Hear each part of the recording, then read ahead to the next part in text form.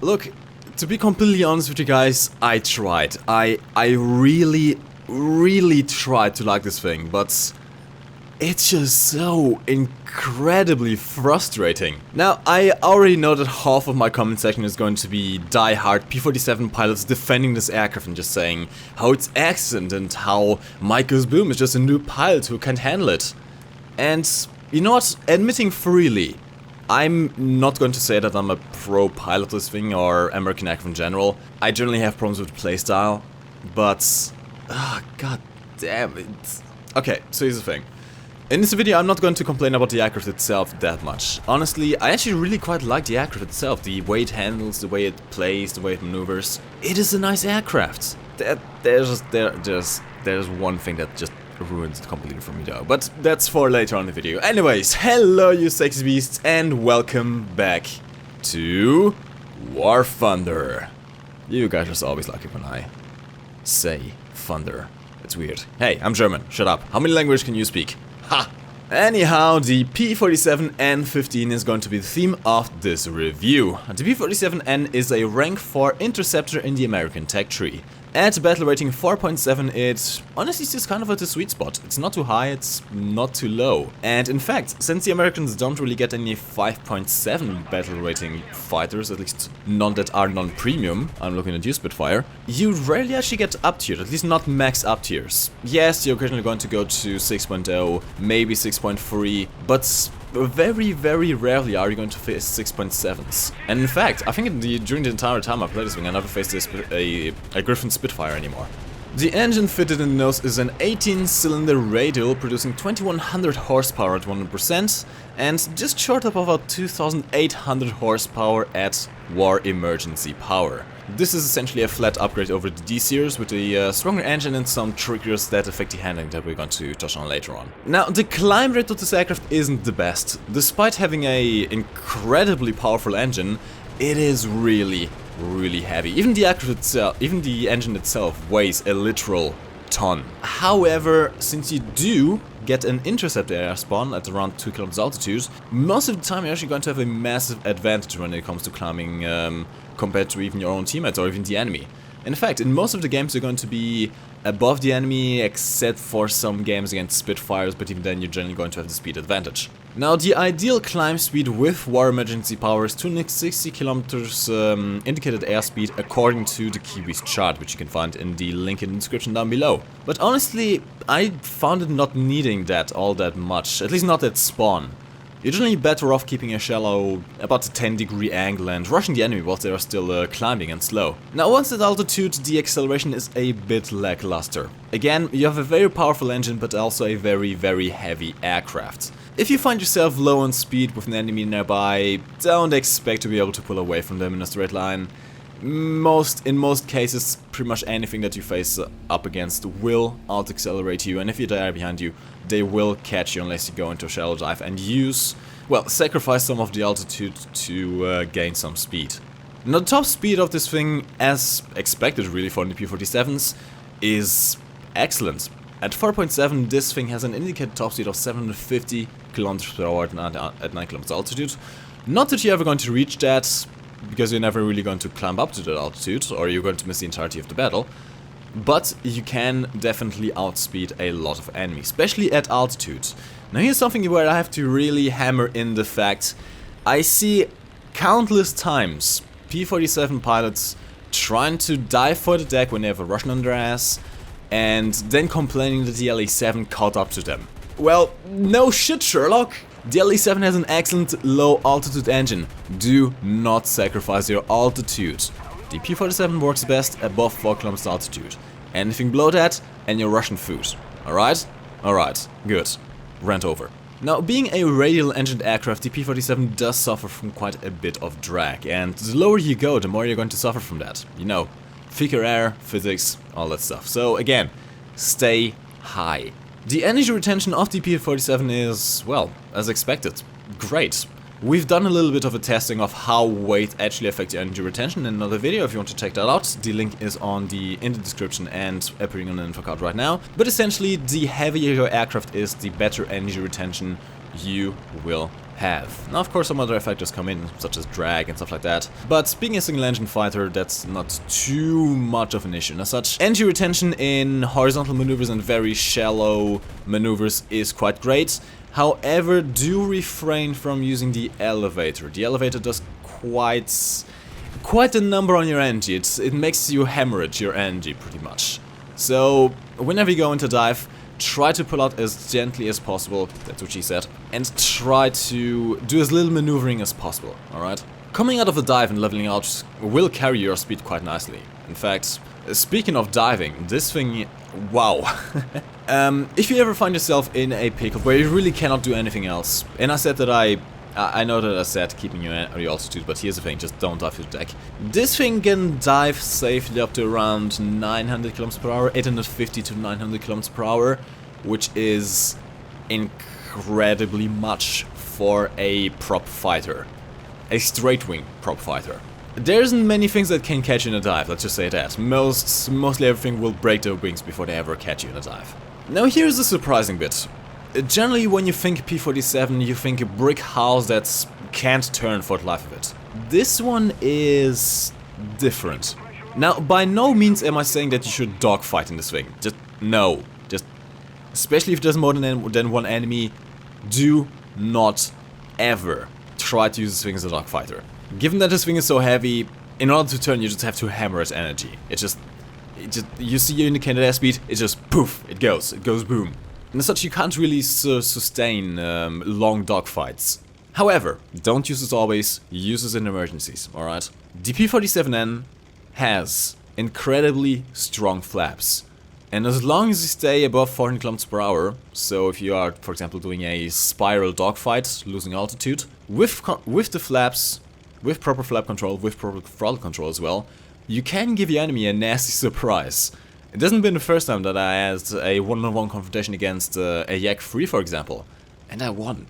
Finally, I want to touch on the survivability. Now, contrary to the early P-47Ds, this thing does have fuel tanks in the wings, and as such is more susceptible to fires. And in fact, fires is what has killed me most of the time in these things. And, well, massive wings that just fall off. Generally, you want to avoid head-on confrontations. The engine is quite prone to catching fire. It's a big, massive target. Just behind the engine, there are massive fuel tanks as well.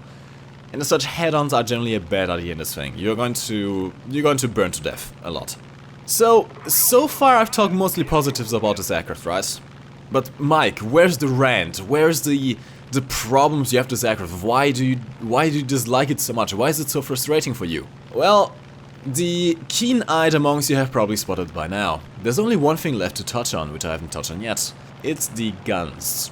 The P-47 comes equipped with 8 50 caliber Browning machine guns, which is pretty much the standard of the P-47s and, well, the standard gun of pretty much all American aircrafts. Now, even though you have 8 of them and they do have quite a bit of firepower, I absolutely hate these things.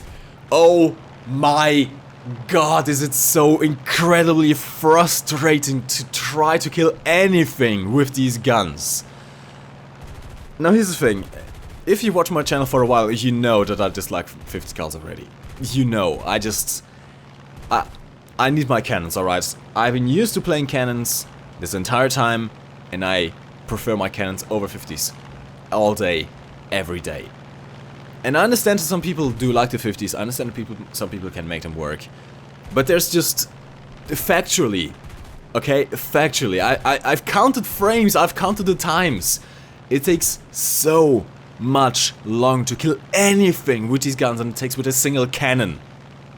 It is so incredibly frustrating when you waste 1,000 rounds into the wing of an enemy and nothing happens. Nothing happens. 1,000 rounds of 50 caliber ammunition, nothing freaking happens. I'm really on the verge of starting to swear here, like, god damn. So here's the thing. 50 cals were always known for their incendiary potential, right? They don't have any explosive filler. They don't do any damage to the surface of the enemy aircraft. They just put small holes in. Generally, when you want to kill something with the 50s, you have to either aim for wing spars and saw those off. You have to aim for the fuel tanks and hope that the fire sets. Or, well, you have to aim for the pilot or the engine in order to disable those. The problem is, good luck hitting anything. If you haven't noticed yet, the guns are mounted incredibly far apart on these massive wings that this thing has. They are past the midpoint of the wing. And as such, the gun dispersion is... oh my god! See, in most cases you don't really have to worry too much about gun conversions, right? Anything between 300 and 500 meters generally is fine with most aircraft, especially if you have nose-mounted guns. It doesn't really affect anything at all, actually. With this thing, yeah, you are going to need to set your gun conversions perfectly. And even then, you have 850s, the maximum you can use is 4. And even then. In my case, I've set my gun conversions to about 500 meters, since I think that's about the sweet spot between being able to kill stuff up close, but also being able to hit something at longer ranges, and, well, being actually able to hit anything at head-ons. But, oh my god. Anything above 500 meters, your bullets just go freaking everywhere, right? And anything below 500 meters...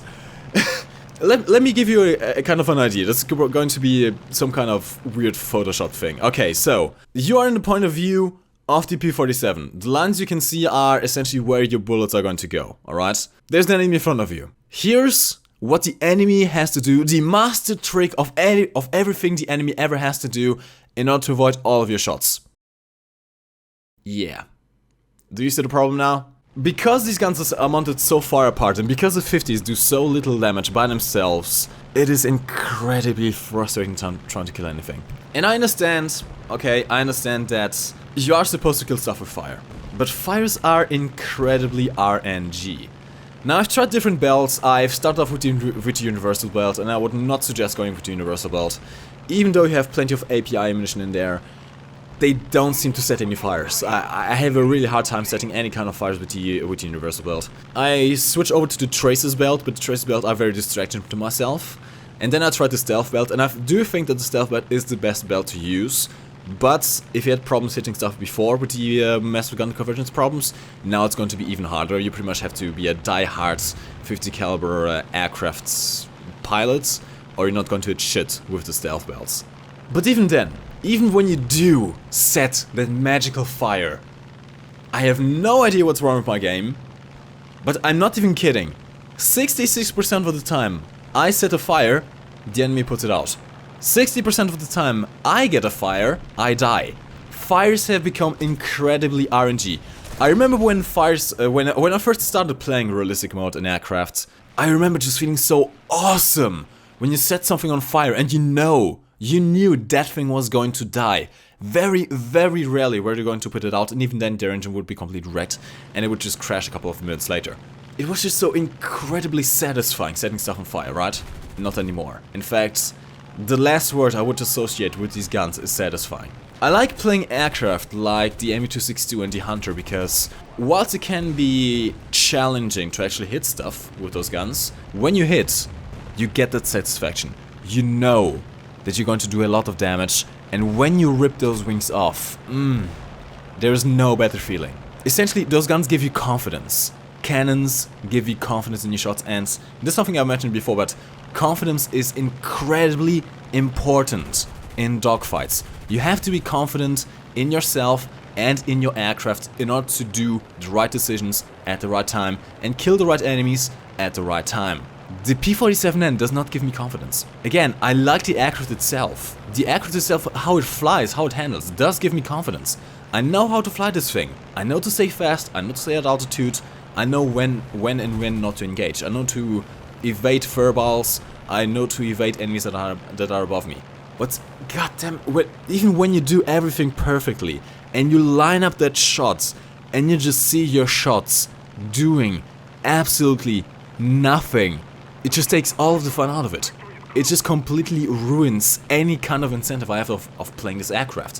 Why would I spend my time playing this aircraft having to suffer through the American doctrine, having to suffer of the game meta completely opposing how you should fly this aircraft, having to suffer through spending my time climbing up to altitude and having my team completely die, not being able to carry anything because there's suddenly 5 Russians on my ass. And then when you do everything perfectly and you do put stuff in your guns and you just don't get the kill, it is incredibly frustrating. The P-47 just doesn't work for me. As much as I want to like this aircraft, as sexy as it is, did you look at the skin? This aircraft is freaking sexy! By the way, if you want to stay the skin, the link is in the description, but it just doesn't work in War Thunder. With the way the damage models work currently, with the way that the game meta plays out, honestly, it just doesn't work. It just does not work. This is an aircraft that's... how do I put it? It punishes you, it really heavily punishes you for not playing it perfectly. And then it punishes you for playing it perfectly. It doesn't reward you. I think this is really what I want to get down to. This aircraft has a high punishment and little reward. And that's not the kind of aircraft that I want to play myself. There's no fun in doing that. But anyways, these are just my humble opinions.